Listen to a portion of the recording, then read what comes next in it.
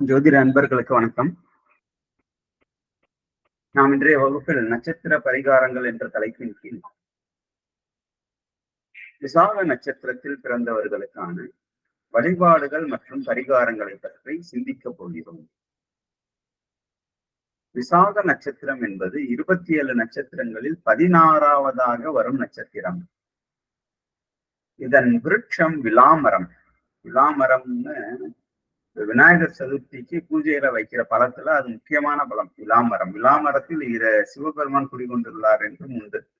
விலாமரத்தில் உள்ள விலா பழத்தை சாப்பிடுவதால் நல்ல அஜீரண கோளாறு இருந்தால் சரியாகும். நல்ல பசி எடுக்கும். இந்த விலாமரம் தான் இந்த விசாக நட்சத்திரத்தில் பிறந்தவர்களுக்கான ஸ்தல விருட்சம், இந்த நட்சத்திர விருட்சம் என்று கூறப்படக்கூடியது விலாமரம். இதன் நட்சத்திர அதிபதி குரு பகவான். இந்த நட்சத்திரத்தின் வடிவம் என்பது முரம் மற்றும் தோரண வாயில் போன்ற உருவம். இந்த நட்சத்திரத்தின் அதிதேவதை இந்திரன் மற்றும் அக்னி பகவான் ஆவார். இந்த இந்திரனும் அக்னியும் இணைந்த சக்தியாக இவர் கருதப்படுகிறார். எனவே இதனை இந்திராக்னி வடிவம் என்று கூறுவர். விசாக நட்சத்திரத்தின் அதிதேவதை இந்திராக்னி. ஆறுமுக கடவுள் அக்னி வடிவாக தோன்றியவர். அதோடு அவர் கையில் இந்திரனின் வஜ்ரம் பொருந்திய வஜ்ரவேல் இருப்பதை பல இடங்களில் காணலாம்.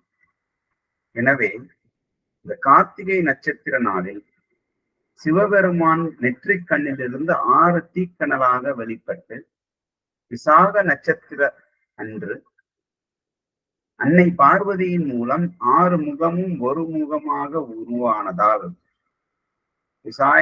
விசாக நட்சத்திரத்தின் அதிதேவதையாக முருகப்பெருமான் மற்றும் இந்திராகினி அம்சமாகவே முருகப்பெருமான் அருள் பாலிக்கிறார்.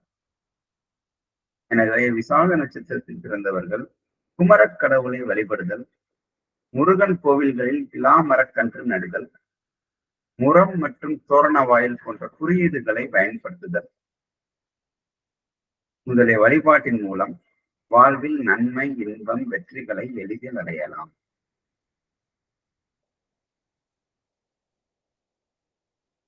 முருகப்பெருமான் பிறந்தது கார்த்திகை நட்சத்திரம். அதனாலதான் அவர் கார்த்திகேயன் ஒரு பேர் உண்டு. அவர் 6 உருவமாக தோன்றினார். நெற்றி கண்ணிலிருந்து தோன்றி 6 முகமாக தோன்றி கார்த்திகை பெண்களால் வளர்க்கப்பட்டார். விசாகம் நட்சத்திர நாளன்று இந்த 6 முகமும் ஒன்று கூடி ஒரே முகமாக ஆனதால் அவர் விசாகன் என்ற பெயரும் உண்டு. சில பேருக்கு ஆண்களுக்கு விசாகன்னு பேர் வச்சிருப்பாங்க. விசாக நட்சத்திரத்துல பிறந்தா அந்த மாதிரி பேர் வச்சா ரொம்ப நல்லது. ஆக விசாக நட்சத்திரத்தின் பெரும் பகுதி இடம்பெறும் துலா ராசிக்கு. விசாக நட்சத்திரம் 2 ராசியில் இடம்பெறும் நட்சத்திரம். சரியாக பார்த்தால் விசாக நட்சத்திரம் இடம்பெறும் நட்சத்திரம் துலாத்தில் 1, 2, 3 பாதங்களும் 4ஆம் பாதம் விருச்சிகத்திலும் இடம்பெறுகிறது. அந்த துலாத்தில் 1, 2, 3 பாதங்கள் இங்கு இடம்பெறுவதால் துலா ராசியை மையமாக வைத்து 1ஆம் பாவகமாக வைத்து அங்கிருந்து எண்ணும் பொழுது 5ஆம் பாவகமாக வருவது கும்பராசி.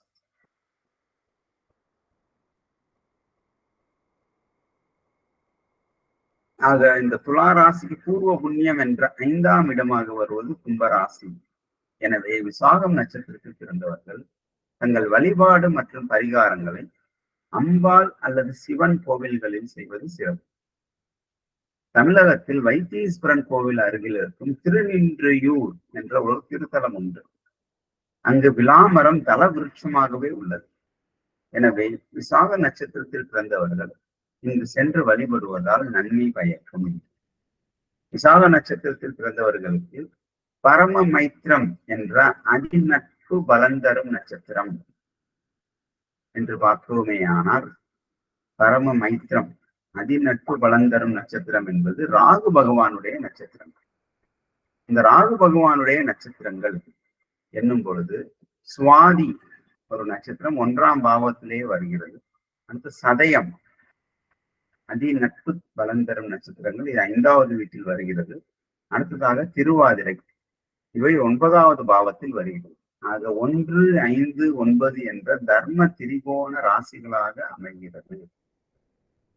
எனவே விசாக நட்சத்திரத்தில் பிறந்தவர்கள் சுவாதி நட்சத்திர நாளில் பெருமாள் கோவிலுக்கு சென்று அங்குள்ள கருடாழ்வாருக்கு தேன் அபிஷேகமும் குங்கும அர்ச்சனையும் செய்து சிவப்பு ஆடை அணிவித்து மல்லிகை பூ மாலை சாற்றி நெய் தீபம் ஏற்றி வழிபட்டு வர வேண்டும். இவ்வாறு செய்வதால் இந்த ஜாதகருக்கு சுய சிந்தனை பெருகும், சுய பலம் உண்டாகும், உடல் நலம் மனநலம் மேம்படும், வாழ்க்கை பயணங்களில் தடையின்றி முன்னோக்கி நகரலாம். வாழ்வில் சுய முன்னேற்றத்திற்காக எடுக்கும் முயற்சிகள் அனைத்தும் வெற்றி பெறுவதற்கு அதிக வாய்ப்பு ஏற்படுத்தி தரும். அடுத்ததாக கும்பராசியில் வியாபித்திருக்கும் சதயம் நட்சத்திர நாளில் அருகில் இருக்கும் துர்க்கை அம்மன் கோவில் அல்லது முருகன் கோவிலுக்கு சென்று அம்பாளுக்கும் அல்லது வள்ளி தெய்வானையுடன் இருக்கும் முருகப்பெருமானுக்கும் பன்னீர் அபிஷேகம் செய்து ரோஜாப்பூ மாலை சாற்றி வழிபட்டு வர வேண்டும். கோவில்களில் பிரசாதம் கொடுக்க உதவும் காகித தட்டுக்கள் உபயமாக அளிப்பது மிகவும் சிறப்பு. இந்த பரிகாரத்தினை செய்வதால் புத்திர பாக்கியம் ஏற்படும். பிள்ளைகளால் ஏற்படும் துன்பங்கள் துயரங்கள் அனைத்தும் சரியாகும். பிள்ளைகளின் முன்னேற்றத்திற்காக எடுக்கும் முயற்சிகளில் வெற்றியும் கிடைக்கும். ஜாதகருக்கு புத்தி பலம் ஏற்படும், புத்திர லாபம் கிடைக்கும், இஷ்ட தெய்வ அனுகிரகம் மற்றும் மந்திர சித்திகள் கைகூடும். அடுத்ததாக மிதுன ராசியில் வியாபித்திருக்கும் திருவாதிரை நட்சத்திர நாளில் சிவன் கோவிலுக்கு சென்று சிவபெருமானுக்கு பால் அபிஷேகம் செய்து நடராஜர் சன்னதியில் சாம்பிராணி தூபம் புகைத்து நெய் தீபம் ஏற்றி வழிபட்டு வர வேண்டும். இதனால் கால பைரவருக்கு குங்குமார்ச்சனை செய்து செவ்வாழை பழம் படைத்து நல்லெண்ணெய் தீபம் ஏற்றி வழிபட்டு வர வேண்டும். இது 2வது பரிகாரம். கோவிலின் முதன்மை அர்ச்சகருக்கு தாம்பூலம் தட்சிணை கொடுத்து அவரிடம் ஆசி பெற வேண்டும். இவ்வாறு செய்வதால் ஆசிரியர்கள் மற்றும் குருமார்களின் ஆதரவும், உயர் கல்வியில் மேன்மையும், தந்தை வழியில் ஆதாயமும், சமூகத்தில் நல்ல பெயரும் புகழும், அரசு வழியில் நன்மையும் கிடைக்கும். ஏனென்றால் 9ஆம் பாவத்தில் உள்ள பலன்கள் அனைத்தும் நற்பலன்களாக மாற்றிக் கொடுக்கும். அடுத்ததாக விசாக நட்சத்திரத்தில் பிறந்தவர்களுக்கு சம்பத்து தாரா என்ற பலன் தரும் நட்சத்திரங்கள் சனி பகவானுடைய நட்சத்திரங்கள். இந்த சம்பத்து தாரா நட்சத்திரம் என்பது அனைத்து வகையான செல்வ செழிப்பையும் ஏற்படுத்தும் நட்சத்திரம். இந்த நட்சத்திர பலன்கள் இந்த விசாக நட்சத்திரத்தில் பிறந்தவர்களுக்கு கிடைப்பதற்கு சனி பகவானுடைய நட்சத்திரங்களாக அமைகிறது. சம்பத்து தாரா நட்சத்திரம், அதாவது அனுசம் 2ஆம் வீட்டில் வியாபித்திருக்கும் நட்சத்திரம் அனுசம். அடுத்த சனி பகவானுடைய நட்சத்திரம் உத்திரட்டாதி, இவை 6வது வீட்டில் வியாபித்திருக்கும் நட்சத்திரம். அடுத்ததாக வரும் நட்சத்திரம் பூசம், இவை 10வது வீட்டில் வியாபித்திருக்கும் நட்சத்திரம். ஆக 2, 6, 10 என்ற கர்ம திரிகோண ராசிகளாக வருகிறது. எனவே விசாக நட்சத்திரத்தில் பிறந்தவர்கள் அனுசம் நட்சத்திர நாளில் அருகில் இருக்கும் கோவிலுக்கு சென்று பெருமாள் சன்னதி அல்லது முருகன் சன்னதியில் பெருமாளுக்கும் தாயாருக்கும் அல்லது வள்ளி தெய்வானையுடன் இருக்கும் முருகனுக்கும் நல்லெண்ணெய் அபிஷேகம் செய்து தாமரை பூ மாலை சாற்றி வழிபட்டு வர வேண்டும். இவ்வாறு செய்வதால் வாக்கு பலம் பெருகும், பணத்தட்டுப்பாடு விலகும், பொருளாதார நிலை மேம்படும், குடும்பத்தில் கருத்து வேறுபாடுகள் நீங்கி அன்பும் ஒற்றுமையும் அதிகரிக்கும். அடுத்ததாக உத்திரட்டாதி நட்சத்திர நாளில் அருகில் இருக்கும் வேப்ப மரம் உள்ள அம்பாள் கோவிலுக்கு சென்று வேப்ப மரத்திற்கு நவதானியம் ஊற வைத்த நீரை ஊற்றி வேப்ப எண்ணெயில் தீபம் ஏற்றி அம்பாளை வழிபட்டு வர வேண்டும். கோவிலில் உள்ள பசுக்களுக்கு வாழைப்பழம் மற்றும் உரிய மாட்டு தீவனங்களை உபயம் அளிக்கலாம். கோவிலில் பணியாற்றும் துப்புரவு பணியில் இருப்போருக்கு இயன்ற பொருளுதவிகள் செய்கிறார்கள். இவ்வாறு செய்வதால் இந்த விசாக நட்சத்திரத்தில் பிறந்த ஜாதகருக்கு நோய், கடன், வம்பு வழக்குகள், எதிரி தொல்லைகள் விலகும். வீடு, நிலம், வாகனம் வாங்க தேவையான கடன் உதவிகள் கிடைக்கும். அடுத்ததாக பூசம் நட்சத்திர நாளில் அருகில் இருக்கும் ஏதேனும் ஒரு கோவிலுக்கு சென்று நவகிரகத்தில் இருக்கும் வியாழ பகவானுக்கு பால் அபிஷேகம் செய்வித்து மஞ்சள் ஆடை அணிவித்து மஞ்சள் மலர்களால் அர்ச்சனை செய்து பால் பாயாசத்தினை நைவேத்தியமாக படைத்து வழிபட்டு வர வேண்டும். இவ்வாறு செய்வதால் இந்த விசாக நட்சத்திரத்தில் பிறந்தவர்களுக்கு செய்தொழில், வியாபாரம், உத்தியோகம் இவற்றில் மேன்மையும் பணியிடங்களில் விரும்பிய இடம் மாற்றமும் கிடைக்கும். அடுத்ததாக விசாக நட்சத்திரத்தில் பிறந்தவர்களுக்கு சேமதாரா என்ற பலன் தரும் நட்சத்திரங்கள். சேமதாரா என்பது அனைத்து வகையான க்ஷேம சௌகரியங்களை தருவது, நலங்களை தருவது. சேமதாரா மனநலம், உடல் நலத்தினை ஏற்படுத்தி தருவது, ஆன்ம நலத்தினை விருத்தி செய்வது. இந்த சேமதாரா நட்சத்திரங்கள் என்பது கேது பகவானுடைய நட்சத்திரங்கள். விசாக நட்சத்திரத்தில் பிறந்தவர்களுக்கு சேமத்தை தருவதற்கு காத்திருக்கும் நட்சத்திரங்கள் கேது பகவானுடைய நட்சத்திரங்கள். அவை எது எது என்றால், துலாத்திலிருந்து பார்க்கும்போது முதலில் மூலம், இது 3வது வீட்டில் வியாபித்திருக்கும் நட்சத்திரம், மூலம் நட்சத்திரம். அடுத்ததாக அஸ்வினி, இவை 7வது வீட்டில் வியாபித்திருக்கும் நட்சத்திரம். அடுத்ததாக பிறகு வருவது மகம். மகம் வந்து சிம்ம ராசியில் வருகிறது. இது 11வது பாவத்தில் வரும் நட்சத்திரம். ஆக 3, 7, 11 என்ற பாவகங்களில் இந்த சேமதாரா நட்சத்திரங்கள் வருகிறது. இதனை காம திரிகோண ராசிகள் என்று கூறுவோம். எனவே விசாக நட்சத்திரத்தில் பிறந்தவர்கள் இந்த மூலம் நட்சத்திர நாளில் அருகில் இருக்கும்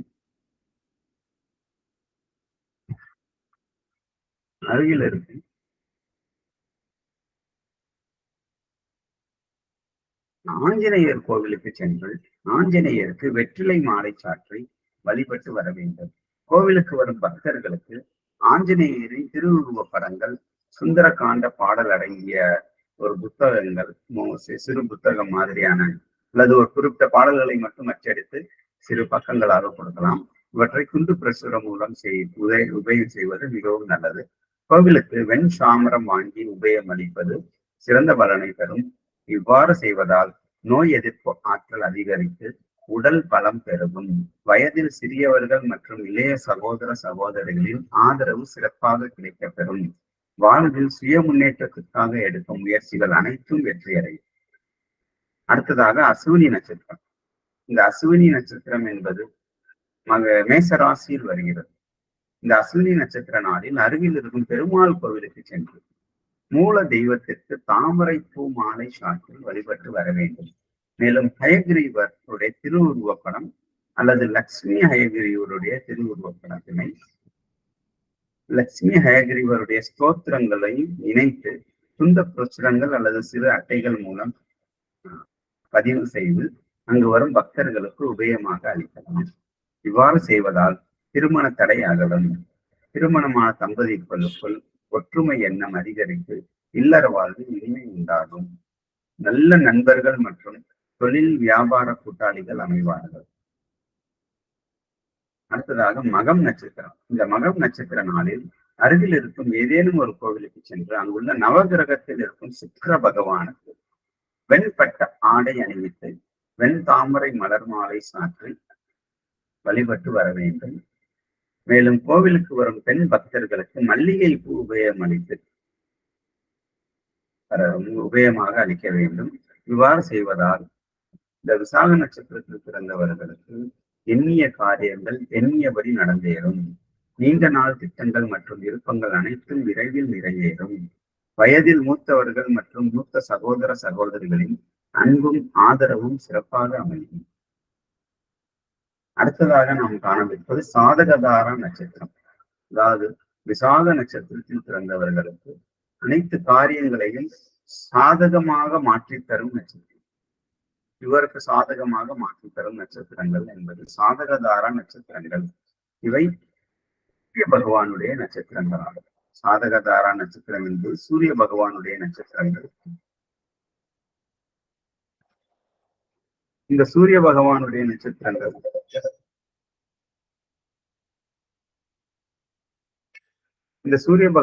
நட்சத்திரங்கள் என்று பார்த்தோமானால் ஒன்று உத்திராடம். உத்திராடம் அதிகமாக வருவது மகர ராசியில். உத்திராடம் 3 பாதங்கள் அமைவது மகர ராசியில். அடுத்ததாக கார்த்திகை நட்சத்திரம், இவை ரிஷப ராசியில் அமைகிறது. அடுத்ததாக பார்த்தோம் என்றால் உத்திரம் நட்சத்திரம், இவை கன்னி ராசியில் வருகிறது. எனவே துலாத்திலிருந்து எண்ணும் பொழுது 4வது பாவமாகவும், அடுத்ததாக 8வது பாவகமாகவும், அடுத்ததாக 12வது பாவகமாகவும் அமைகிறது. ஆக இந்த 4, 8, 12 என்பது மோட்ச திரிகோண ராசிகளாக வருகிறது. எனவே இந்த விசாக நட்சத்திரத்திற்கு சாதகதாரா நட்சத்திரங்கள் சூரிய பகவானுடைய நட்சத்திரங்கள். மேலும் மைத்ரதாரா என்ற நட்பு பலன் நட்சத்திரங்களும் இந்த பாவகத்தை ஒட்டியே வருகிறது. அவை செவ்வாய் பகவானின் நட்சத்திரங்கள். மைத்ரதாரா நட்சத்திரங்கள் நட்பு பலன் தரும் நட்சத்திரங்கள். இவை சித்திரை. சித்திரை 1, 2 என்பது 12ஆம் பாவகத்திலும், அடுத்ததாக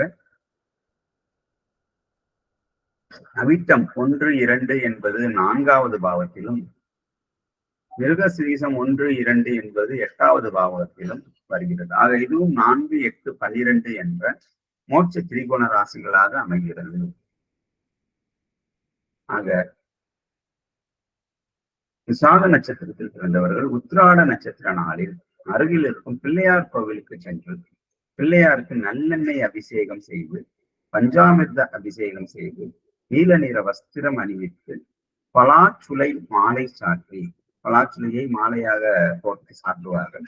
பலாச்சுளை மாலை சாற்றி அதுக்கப்புறம் பூஜை முடிந்தது பிறகு ஒரு குறிப்பிட்ட ஒரு நாளிகை குறைந்தபட்சம் மாலையாக அணிவித்து இருக்க வேண்டும். பிறகு அதனை எடுத்து அங்குள்ள குழந்தைகளுக்கு பிரசாதமாக கொடுத்து விடலாம்.